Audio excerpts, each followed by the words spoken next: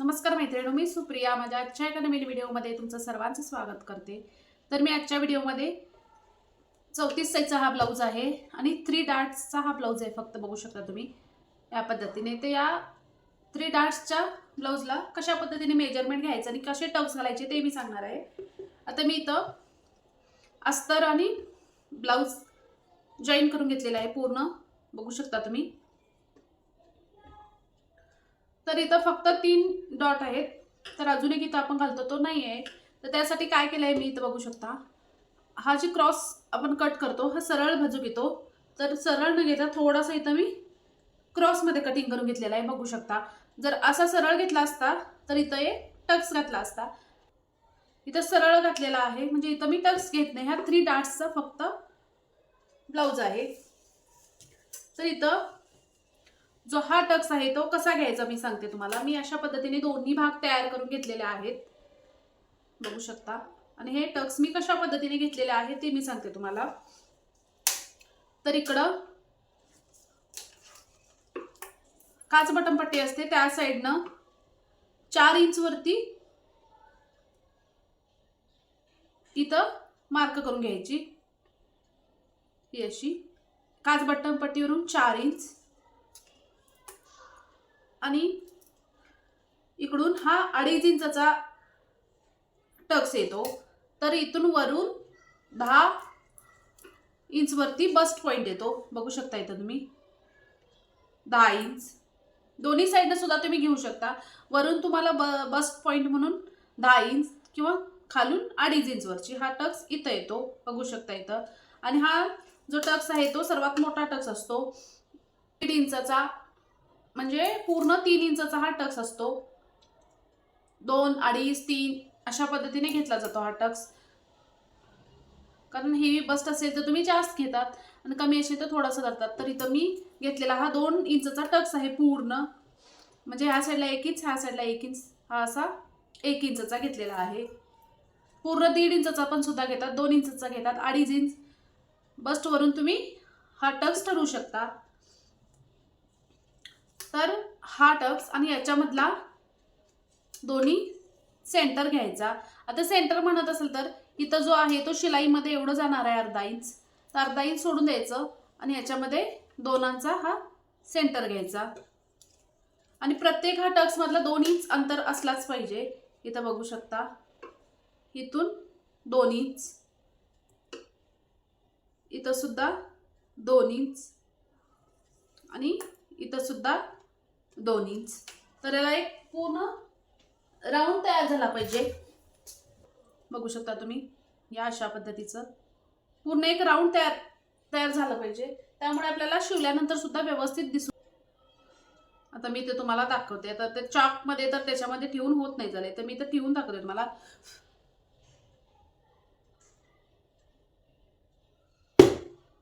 तर बघू शकता अशा पद्धतीने पूर्ण जो आहे तो राऊंड मध्ये आला पाहिजे, दोन्ही सेम याच पद्धतीने।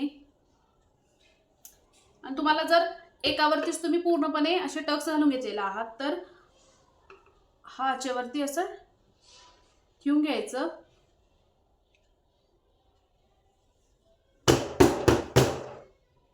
त्यानंतर मग याला सुद्धा तुम्ही बघू शकता सेम आलेला आहे।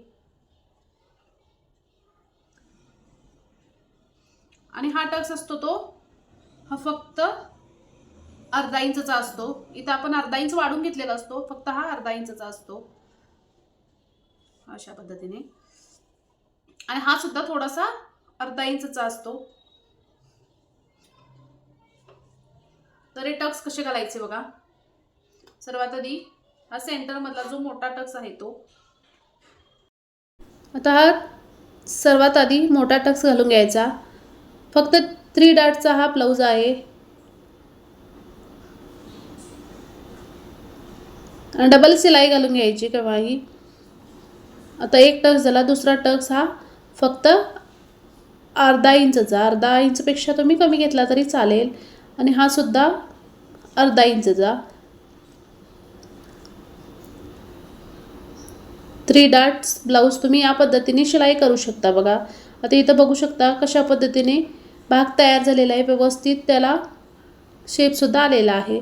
याच पद्धतीने मी दोन्ही भाग तयार करून घेतले आहेत. मी जॉईन करून बघत आहे की दोन्ही सेम आलेत का, व्यवस्थित तयार झाले आहेत का, हे सुद्धा एकदा चेक करून बघायचा. आता याला क्रॉस पट्टी कशी जोडायची बघा, पूर्णपणे आतमध्ये शिलाई जाते या पद्धतीने जोडायची. आता इथं मी अस्तरचा कपडा घेत आहे अगोदर आणि त्यावरती ठेवून बघत आहे. उजवी डावी व्यवस्थित चेक करून घ्यायचं. कपडासुद्धा सरळ उलटा बघून घ्यायचं. दोन्ही साईडचे भाग एकदा तयार करून घ्यायचं आणि दोन्ही भाग चेक करून घ्यायचं की सेम तयार झालेत का, त्यानंतरच क्रॉसपट्टी जोडायची. आता इथं अशा पद्धतीची क्रॉसपट्टी जोडायची बघा. आता ठेवलेले सरळ कपडे आहेत म्हणजे ब्लाऊज पीसचे.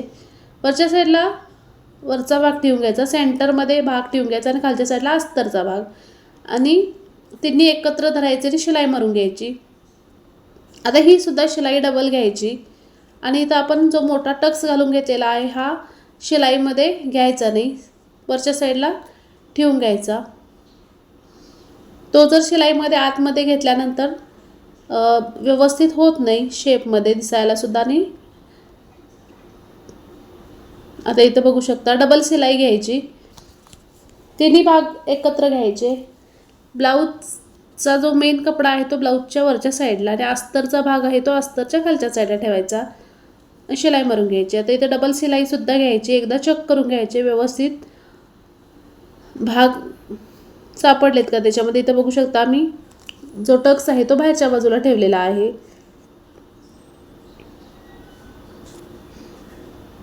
आता इथं डबल शिलाई मारून घेतल्यानंतर हा भाग फोल्ड करून घ्यायचा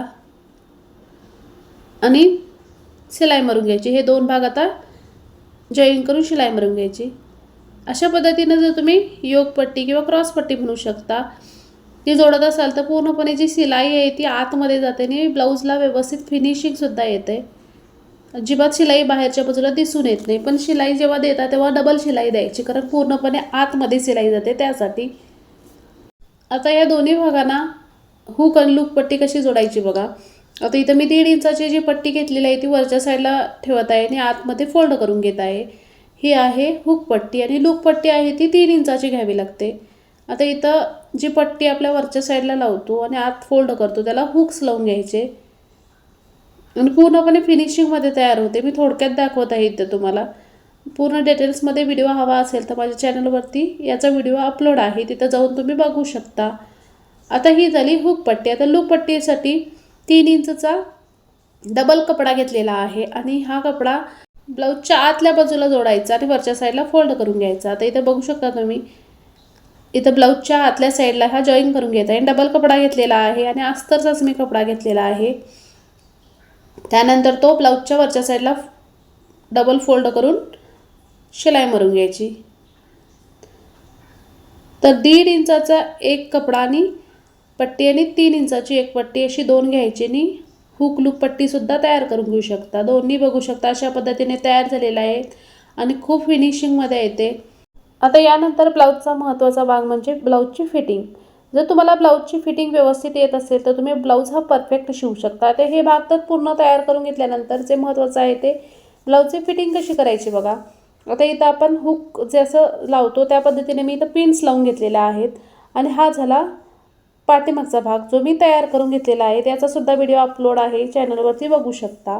आणि दोन्ही साईडला मी पिन्स लावून घेतलेले आहेत आणि एकदा चेक करून बघायचं की जे आपण भाग तयार करून घेतलेले आहेत ते व्यवस्थित आहेत का. चारीसुद्धा कमरेच्या सेंटरमध्ये हा हुक लूकचा भाग आलेला पाहिजे, म्हणजे पाठीमागचा जो भाग तयार करून घेतला असतो त्याचा सेंटर घ्यायचा. त्यानंतर हुक लूक पट्टी त्याच्यावरती सेंटरमध्ये ठेवायची आणि फिटिंग बघून घ्यायचं. आता इथं एकदा अजून काय करायचं, जे शोल्डर तयार केलं आहे ते दोन्ही सेम आहेत का एकदा चेक करायचं आणि बाहीसुद्धा दोन्ही सेम आहेत का उंचीला, आणि त्या बाहीचा सेंटर पॉईंट काढून घ्यायचा. जो मी मार्क करून घेतलेला आहे तो समोरचा भाग, त्यामुळे अगोदरच मी अशी थोडीशी मार्क करून ठेवते आणि याचा पूर्ण डिटेल्समध्ये कटिंगचा सुद्धा व्हिडिओ आहे चॅनलवरती जाऊन तुम्ही नक्की बघू शकता. आता इथं बाही जोडायची सुद्धा पद्धत बघा. जो शोल्डरचा सेंटर आहे त्याच्यावरती अशा पद्धतीने ठेवून घ्यायचं सेंटर आणि त्यानंतरच बाही जोडायच्या. बाही एकदा चेक करून घ्यायच्या की उंचीला कमी जास्त झाल्या नाहीत का. आता या पद्धतीने पूर्ण जी ब्लाऊजची स्टिचिंग आहे ती मी करून घेतलेला आहे आणि फायनल लुक बघू शकता. अशा पद्धतीचा ब्लाऊज तयार आहे. 34 साईजचा ब्लाऊज आहे, 3 डार्ट्सचा आहे आणि गळा आहे तो पान शेप आहे. याचा पूर्ण मी डिटेल्समध्ये व्हिडिओ अपलोड केलेला आहे गळ्याचा, आणि याचा ब्लाऊजचा कटिंगचा व्हिडिओसुद्धा अपलोड केलेला आहे. चॅनलवरती जाऊन बघू शकता. तर माझी ही शिवायची पद्धत तुम्हाला आवडत असेल तर नक्की शेअर करा व्हिडिओ. चॅनलला सबस्क्राईब केला नसेल तर प्लीज सबस्क्राईबसुद्धा करा. भेटूया पुढच्या व्हिडिओमध्ये. तोपर्यंत धन्यवाद.